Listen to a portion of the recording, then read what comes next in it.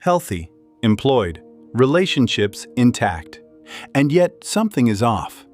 A tightness in the chest that comes without warning. No clear reason to point to. Not money, not health. Just a low hum of dread.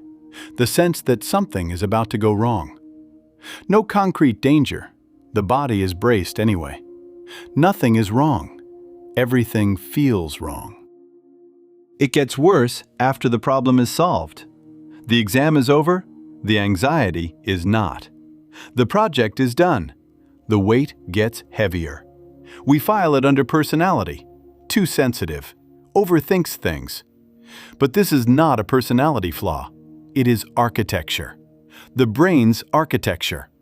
Understand the blueprint, and anxiety looks like something else entirely. This is not a personal defect. 360 million people worldwide carry an anxiety disorder. That is a WHO figure. The strange part is the distribution.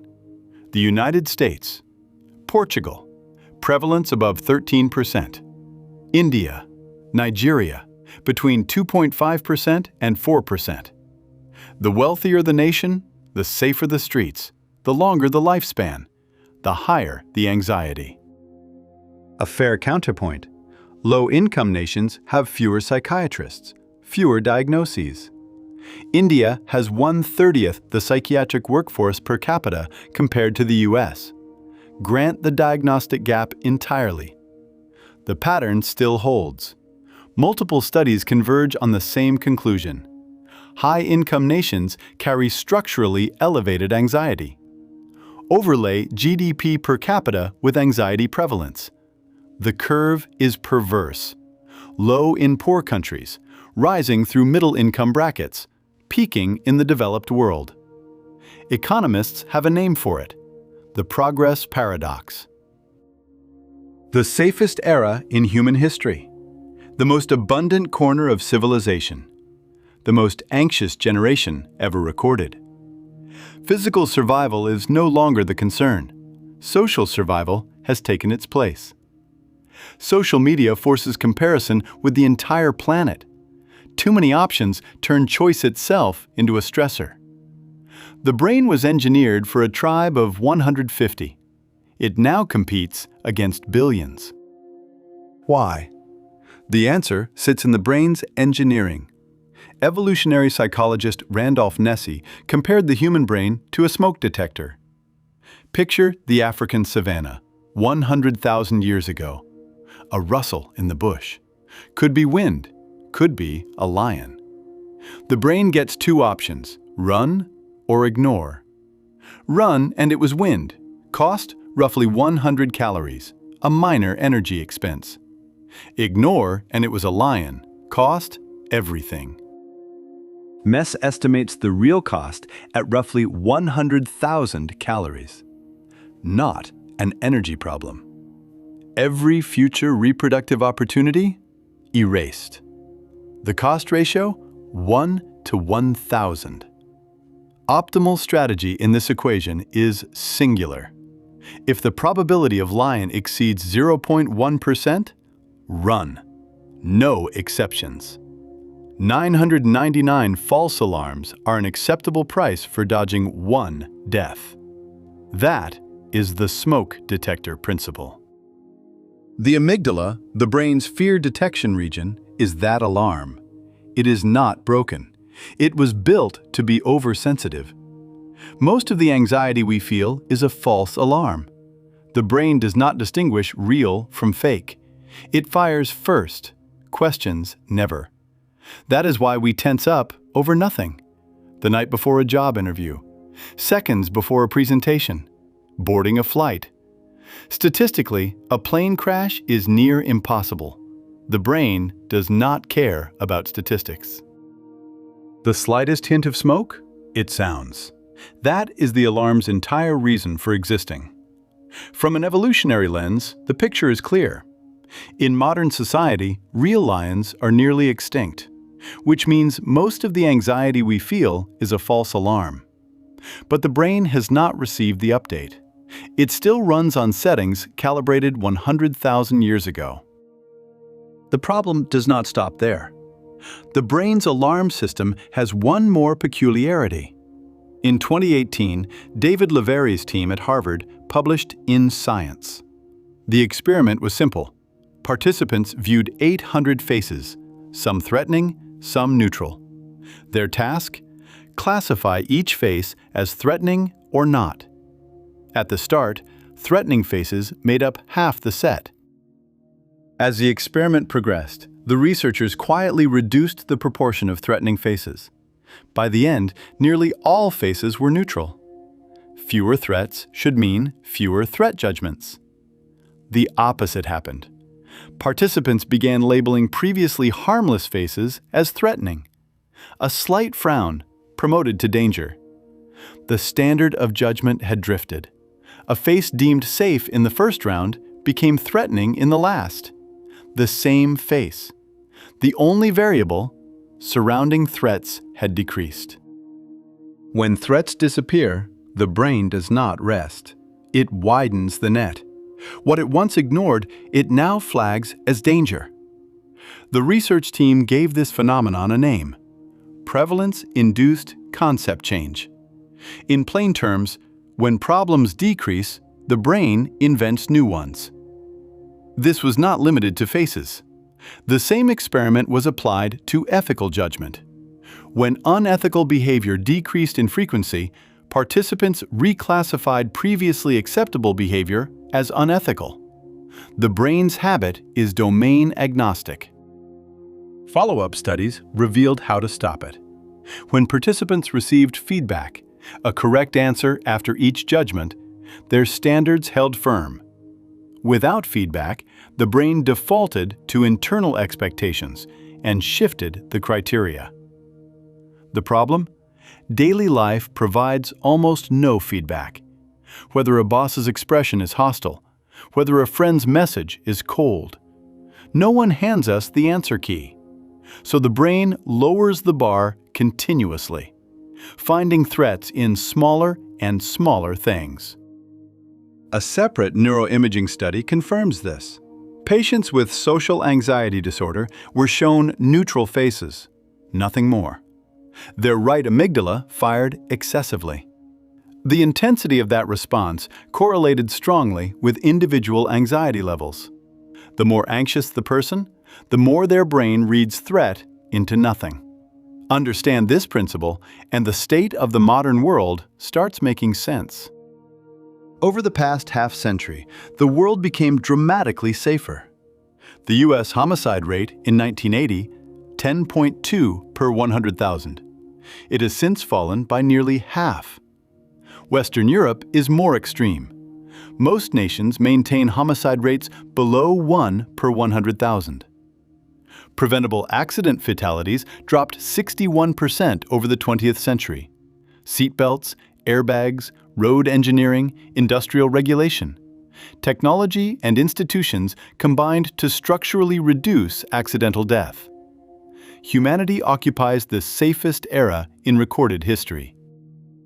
Over the same period, anxiety surged in the opposite direction. The Global Burden of Disease Study reports anxiety disorder incidence among ages 10 to 24 has risen 52% since 1990. At the most physically healthy age, mental anxiety grows fastest. Anxiety is now the 6th leading cause of disability worldwide. A modern disease that has replaced traditional threats like epidemics and malnutrition. Jean Twenge's research pushes the data further. She tracked anxiety levels in American children and college students from 1952 to 1993. Children receiving psychiatric treatment in the 1950s. Ordinary school children in the 1980s. She compared their anxiety scores. In just 30 years, normal children surpassed the anxiety levels of former patients. The entire society's anxiety baseline had risen to clinical territory. Twenge named it the age of anxiety. Her analysis? The erosion of social bonds damaged mental health more than economic hardship ever did. In 2020, the pandemic accelerated the trend. WHO data. Global anxiety prevalence rose 25%. The revealing detail? The spike was larger among youth in high-income nations than in low-income countries, where healthcare systems actually collapsed. An alarm already set to maximum sensitivity reacts more violently to even minor disruptions. A brain accustomed to safety absorbs greater shock when safety is disturbed. Violence declined. Safety increased. Anxiety hit a historic high. The brain's alarm is manufacturing new threats where real ones vanished. What was once tolerable risk now registers as severe danger. Objective risk fell. Sensitivity to risk rose, exactly as Lavare's experiment predicted. Then why does busyness reduce anxiety? Neuroscience has an instructive experiment. Participants solved memory tasks of varying difficulty while receiving threat stimuli, electric shocks. On easy tasks, anxiety responses were strong. Spare capacity in the brain meant it could process worry alongside the task. As task difficulty increased, anxiety responses decreased linearly. At peak difficulty, the difference between threat and no-threat conditions vanished. When the brain is fully occupied, the resources for worrying are physically depleted. The research team's conclusion? Worry and working memory share the same cognitive resource. Put simply, worry requires brain energy. A busy brain has no energy to spare for worrying. Invert this. An idle brain becomes a worry factory. In threat-free environments, surplus cognitive resources are automatically allocated to worry. The brain has a region that activates by default when doing nothing. Once active, it replays the past, simulates the future, audits the self. A large-scale neuroimaging study of 560 participants found that stronger connectivity in this region predicted greater rumination. In chronic worriers, the connection between emotional and rational brain regions was abnormally amplified. Emotion hijacks reason, builds a circuit that logically justifies worry. A resting brain does not rest. Research has a finding for this too. A wandering mind is an unhappy mind. Modern society has granted the brain unprecedented leisure. No need to sprint for survival. No need to forage. No need to scan for predators. The brain redirects that surplus energy inward. Ancient humans had no time to ruminate. Every day was survival. That relentless occupation paradoxically delivered peace of mind. Our comfort has paradoxically become the breeding ground for anxiety. Then add the smartphone. 24 hours a day, disaster from across the globe arrives as notifications. A lifetime's worth of primitive threats delivered in a single day. The brain's alarm does not distinguish between a distant headline and a nearby danger. So, what is the response? Reducing problems is not the answer. Fewer problems only means the brain magnifies smaller ones. The effective solution lies elsewhere. Understand how the brain operates. Respond accordingly. 3 methods. First, question whether the alarm signals actual fire. Most anxiety is a false alarm. Anxiety is the brain's overprotective response, not a reflection of reality's actual size.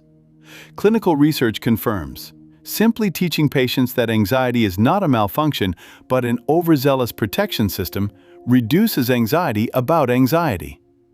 Understanding the mechanism is itself the training. The alarm sounds the same. The flinch gets smaller. Second, practice switching off the alarm mode. A meta-analysis of 16,000 participants found mindfulness training significantly reduced anxiety symptoms. The more interesting finding, longer sessions did not proportionally increase the effect. Consistency outperformed duration. Even briefly disengaging the brain's threat detection mode. Observing the present moment without judgment. That is the most efficient method to recalibrate an oversensitized alarm for the modern environment. Third, keep the brain appropriately busy. As the cognitive load experiment demonstrated, active immersion physically blocks anxiety. Activities that fully engage the brain, working with the hands, solving complex problems, playing an instrument. These are not hobbies. They are forced shutdown switches for the brain's alarm system.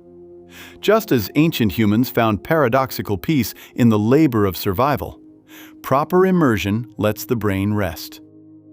Reframe the question. Not, why am I anxious, but what is my brain magnifying right now? Is this anxiety born from a real threat, or was it manufactured in the space where threats used to be? 100,000 years ago, our ancestors' brains were engineered to evade lions. 999 false sprints to avoid one real death. That brain still sits inside us, unchanged. The lions are gone. The alarm still rings. The problem is not the sound. The problem is the moment we translate sound into fact. Anxiety is not truth. It is a signal the brain transmits. The signal can fire at any time. We are under no obligation to make it real.